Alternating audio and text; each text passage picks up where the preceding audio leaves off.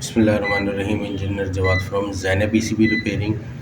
ये hybrid inverter को इस टाइम डीसी पावर सप्लाई के साथ कनेक्ट किया है। तो जो इस टाइम ये without load completely turning on condition में ये जो करंट ले रहा है ये 1 एम्पेयर ले रहा है। और मल्टीमीटर को मैंने प्रॉप्स को जो रखा हुआ है ये डीसी बस कैपेसिटर्स पे रखा हुआ है। डीसी बस कैपेसिटर पे इस वक्त जो वोल्टेज बन रहे हैं वो 374 वोल्टेज बन रहे हैं। और इसके साथ ही सीलोस्कोप पर हम पल्स देख रहे हैं जिसकी फ्रीक्वेंसी 19.3 और 19 किलो हर्ट्ज़ की फ्रीक्वेंसी आ रही है। फ्रीक्वेंसी में वेरिएशन ये 19 किलो हर्ट्ज़ फ्रीक्वेंसी आ रही है। और ये फ्रीक्वेंसी मैंने IGBT पर ये दो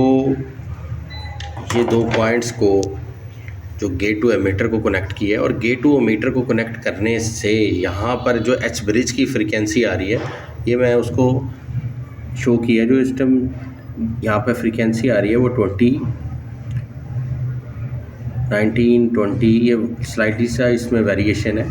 ये एच ब्रिज की टर्निंग ऑन और ऑफ की फ्रीक्वेंसी इस पर शो हो रही है डिस्प्ले पे। ये उसकी IGBT की वेव फॉर्म शो हो रही है इस पर।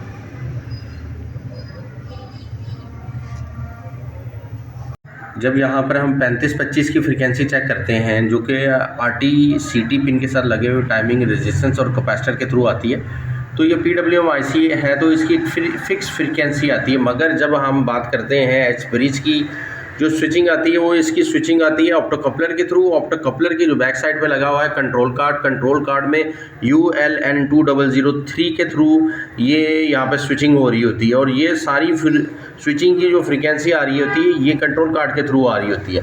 यहाँ पर PWM IC बेस एक फिक्स कंट्रोलिंग नहीं है। यहाँ पर जो स्विचिंग हो रही है वो एच ब्रिज के थ्रू हो रही है। और ये एच ब्रिज की जो स्विचिंग की फ्रीक्वेंसी को हम देख रहे हैं, एच ब्रिज की स्विचिंग की फ्रीक्वेंसी को हम देख रहे हैं ये ऑसिलोस्कोप पे। एक चीज़ का ख्याल रखना है, जब अगर आपने ये हाई फ्रीक्वेंसी इस time inverter turning on condition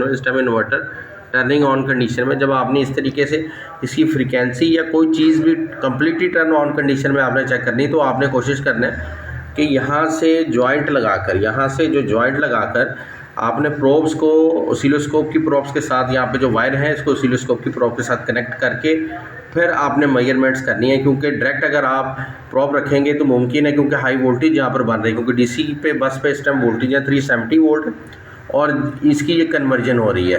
तो इस टाइम इंतहाई एहतियात से मेजरमेंट करनी। इन केस अगर आप इंटरेस्टेड हो कभी कम्प्लीटली टर्निंग ऑन कंडीशन में इन्वर्टर की वेव को चेक करने में, क्योंकि ये पावर इलेक्ट्रॉनिक्स है तो बहुत ज़्यादा एहतियात की ज़रूरत है।